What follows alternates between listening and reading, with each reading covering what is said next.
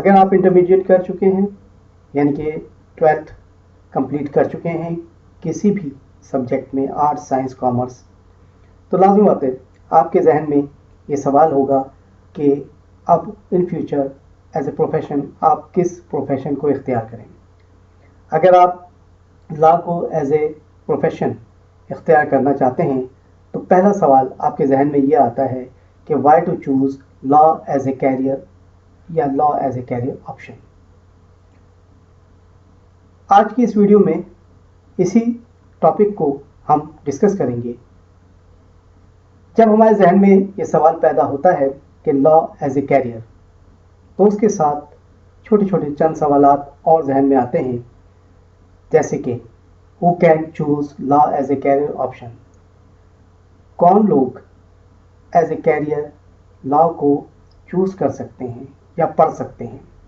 وہ تمام کے تمام اسٹوڈنٹ، طلباء و طالبات جنہوں نے 12th کلاس یا انٹرمیڈیٹ کمپلیٹ کیا کسی بھی سبجیکٹ میں، آرٹس، سائنس، کامرس، وہ تمام کے تمام ایلیجبل ہیں لا میں ایڈمیشن کے لیے. مگر لا کے ایڈمیشن کے لیے ان کو ایک ٹیسٹ، لا ایڈمیشن ٹیسٹ یا لیٹ پاکستان میں دینا لازمی ہے. اس کے بعد ان کو لا کالج میں ایڈمیشن ملتا ہے. دوسرا سوال ذہن میں یہ آتا ہے کہ how take admission in law college university.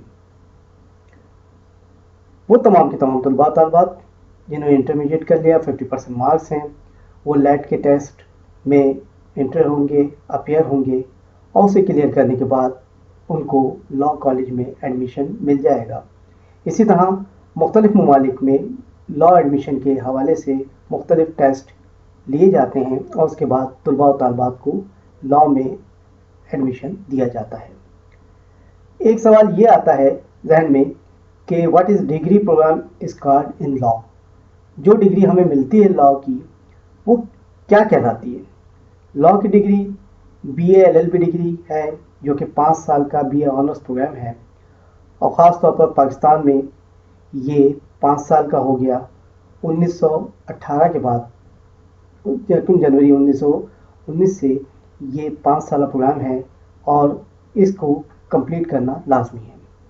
ایک سوال ذہن میں یہ آتا ہے، should I go for law as a career? کیا میں لا کیریئر کے طور پر اس کو اختیار کر سکتا ہوں؟ Why not? آپ کر سکتے ہیں اگر آپ کو ریڈنگ کا شوق ہے، آپ کو ٹریولنگ کا شوق ہے، آپ کو لوگوں سے ملنے کا شوق ہے، آپ کو آرگومنٹس کرنے کا شوق ہے مثبت انداز میں، تو لازمی طور پر آپ اس کیریئر کو ایز اے کیریئر اڈاپٹ کر سکتے ہیں. پھر ایک سوال عموماً یہ بھی ذہن میں آتا ہے کہ ہم لائر یا ایڈوکیٹ کیسے بنتے ہیں؟ تو سو سمپل، لا گریجویشن کے بعد ایک ٹیسٹ تمام بار کونسلز پاکستان کی لیتی ہیں جسے لا گیٹ ٹیسٹ کہا جاتا ہے، لا گریجویٹ ایپٹیٹیوڈ ٹیسٹ، کہ جناب ان کا یہ ٹیسٹ لیا جاتا ہے اور اس ٹیسٹ کے کلیئر ہونے کے بعد ان کو باقاعدہ انرولمنٹ دی جاتی ہے اور اس کے بعد وہ ایز این ایڈوکیٹ اپنی پریکٹس اپنے نیئرسٹ علاقے میں یا کسی بھی جگہ کر سکتے ہیں. اگر آپ بینگ اے اسٹوڈنٹ یہ سمجھتے ہیں کہ آپ کے اندر کچھ ایسی خصوصیات ہیں جو آپ کو دوسروں یعنی کہ لا پروفیشن میں ضرور آنا چاہیے، خاص طور پر اگر آپ پریکٹیکل مائنڈ ہیں، آپ کا ذہن چلتا ہے اور آپ سوالات، جوابات اور کیا اور کیوں کو بہتر طور پر ہینڈل کر سکتے ہیں، تو آپ کو اس پروفیشن کو ضرور اختیار کرنا چاہیے. دوسری چیز یہ کہ آپ کے اندر اچھی قابلیت ہے پڑھنے کی، سمجھنے کی، لکھنے کی، تو یہ پروفیشن آپ کے لیے بہت سود مند ثابت ہوگا. اسی طرح سے اگر آپ ریزننگ اسکلز رکھتے ہیں، یعنی کہ آپ دلائل کے ساتھ بات کر سکتے ہیں، آپ کسی کو قائل کر سکتے ہیں، تو یہ جو اسکل ہے یہ بھی آپ کے لیے بہت معاون ہوگی اس پروفیشن میں ترقی کرنے کے لیے. इसी तरह से एक स्किल है कि आप लोगों से बेहतर अंदाज में गुफ्तगू करते हों, उनको कायल कर सकते हों, तो ये स्किल भी आपको इस प्रोफेशन में बहुत कामयाब करने में मददगार साबित होती है। आपकी ज़बान जो है उसको आपके काबू में हो, कंट्रोल में हो और उस पर आपको कमांड हो, तो ये भी एक बेहतर तरक्की के लिए आपको मददगार माविन हो सकती है। अगर ये तमाम चीज़ें आप में मौजूद हैं तो आई बिलीव कि आप एक कामयाब वकील बन सकते हैं और लॉ में सक्सेसफुल साबित हो सकते हैं। अब लॉ स्टूडेंट के लिए किन स्किल्स का होना ज़रूरी है? लॉ स्टूडेंट के लिए चंद स्किल्स का होना बहुत ज़रूरी है, मगर फिर सवाल ये आता है कि why is it important, how can we develop? ये दो सवाल हमारे जहन में आते हैं। बिल्कुल सही है। इसका जवाब ये है कि स्किल जो आपको बहुत ज़रूरी हैं आपको लॉ कैरियर में सक्सेसफुल करने के लिए, वो ये 8 स्किल्स आप में लाजमी होनी चाहिए। Number 1 communication skill, written communication skill. लिखने में आपको महारत होनी चाहिए। Number 2 self confidence. Number 3 time management, जो कि निहायत ज़रूरी है। नंबर 4 आप इमोशनल इंटेलिजेंस हों। नंबर 5 आपके अंदर R&D या रिसर्च की सलाहियतें या खोज लगाने की, पढ़ने की, सीखने की सलाहियतें हों। आपके अंदर हालात हाज़िरा कमर्शियल अवेयरनेस हो। एक स्किल आपके अंदर और होनी चाहिए, वो ये कि सुनने के साथ साथ, पढ़ने के साथ साथ आपके अंदर वर्बल स्किल यानी कि आपके अंदर बोलने की सलाहियत भी बेहतर होनी चाहिए।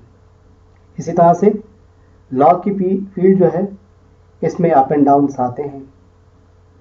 केस जो होता है उसके भी मुख्तलिफ मदराज होते हैं, मराहिल होते हैं, कभी अप होता है, कभी डाउन होता है। आपको बड़े पेशेंस के साथ अपने केस को हैंडल करना होता है, आर्गूमेंट के साथ, लॉजिकल आर्गूमेंट्स के साथ, एविडेंस के साथ, और बेहतर अंदाज में अपने केस को कोर्ट में पेश करना होता है सक्सेस के लिए। अब वो क्या वजूहात हैं, वो क्या चीज़ें हैं या बेनिफिट्स हैं कि जिनकी बुनियाद पर लॉ को एज ए कैरियर चूज़ किया जाए? ये सवाल भी इंसान के जहन में आता है, तमाम लोगों के जहन में आता है, ख़ास तौर पे तुलबा और तालिबात के। तो लॉ की जो फील्ड है वो एक कामयाबी का रास्ता है, ऐसा कामयाबी का रास्ता कि जिसको इख्तियार करके चंद सालों में आप इज़्ज़त-ओ-बाम की शोहरत पे पहुंच जाते हैं। आपका नाम भी बनता है, और नाम बनता है तो उसके साथ साथ आप तरक्की के ज़ीने तय करते हुए माशी लिहाज से भी खुशहाल होते चले जाते हैं। चूज़ करते वक्त कुछ बेनिफिट्स जो हमें मद्देनज़र रखने हैं, उनमें सबसे बड़ा मैंने जो वो है कि प्रेस्टीज।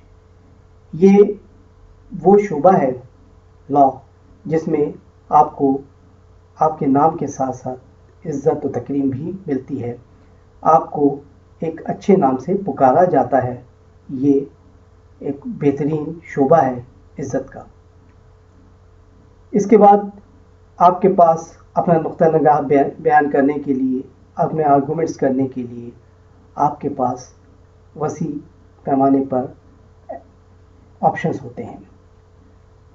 ये वो शोबा है कि जिसमें आप कामयाबी भी हासिल करते हैं और तरक्की भी, माशी लिहाज से भी और मॉरल लिहाज से भी। यानी कि नाम भी मिलता है और इनाम भी मिलता है, नाम भी मिलता है और माल भी मिलता है। इसी तरह से इस शोबे में और भी चीज़ें हैं। सबसे बड़ी चीज़ ये है कि इसमें आप अपने खुद बॉस होते हैं, आपकी जॉब सिक्योर होती है और आप इसमें मज़ीद जितनी मेहनत करेंगे तरक्की हासिल कर सकते हैं। इसमें एक मज़ीद सबसे अच्छी चीज़ जो पाई जाती है वो ये पाई जाती है इस लॉ के शोबे में कि फ्लेक्सिबिलिटी होती है, आप अपने काम को अपने अंदाज में करते हैं, बेहतर से बेहतर तरीके से उसको करने की कोशिश करते हैं, मगर अपनी सहूलत और अपने तरीके से। इसमें आपको सबसे बड़ी चीज़ जो होती है, ये आपको दूसरों से मुमताज़ करती है, वो है आपका शोबा लॉ एज ए कैरियर। फिर इसमें सबसे अहम चीज़ जो हमें नज़र आती है वो ये कि आपको पता होता है कि आपके क्या राइट्स हैं, आपके क्या यानी कि हुकूक व फ़राइज़ हैं। इन हुकूक व फ़राइज़ का इल्म आपको खुद भी होता है और इन्हीं को आप अपने क्लाइंट्स के मफाद के लिए भी इस्तेमाल करते हैं।